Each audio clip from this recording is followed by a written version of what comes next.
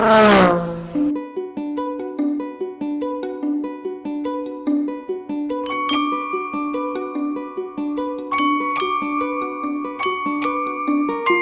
première impression ici, c'est que la route est plutôt sympa, plutôt large, rapide. Le départ ressemble un petit peu à Orange-Catalogne. Ensuite, on se retrouve dans un décor qui est vraiment plus lunaire, avec le ravin à droite souvent qui est plutôt profond, donc vaut mieux rester sur la route. Mais sinon, la route est globalement plutôt belle. Pourquoi je suis venu ici? Parce que c'est vrai que ça fait des années que je me disais pourquoi pas un jour Pikes-Peak, mais pas à n'importe quel prix, dans n'importe quelle condition. Et le fait d'avoir eu la proposition de Red Bull et Peugeot, et que ce soit Peugeot qui fasse la voiture, pour moi quelque part c'est un petit peu un signe de qualité, et de le faire avec une équipe professionnelle comme Peugeot, c'était une belle opportunité, donc j'ai décidé de la saisir. Peugeot est de retour à Pikes-Peak. Pourquoi? Parce qu'il y a une vraie histoire. Une vraie histoire qui rencontre aussi le futur. Le futur, c'est la 208. Et il était devenu évident, quand on recherchait un programme à faire, que rien de mieux que Pikes-Peak ne pouvait se faire.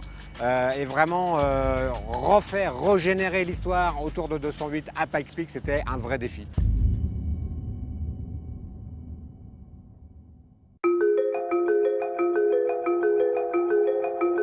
L'objectif premier du roulage de demain et d'après-demain, c'est bien de vérifier l'adéquation de la voiture avec le profil de route. On attend vraiment ce feedback pour savoir si la voiture avec un réglage fin sera vraiment extrêmement performante, ou si on a des points plus fondamentaux à retoucher.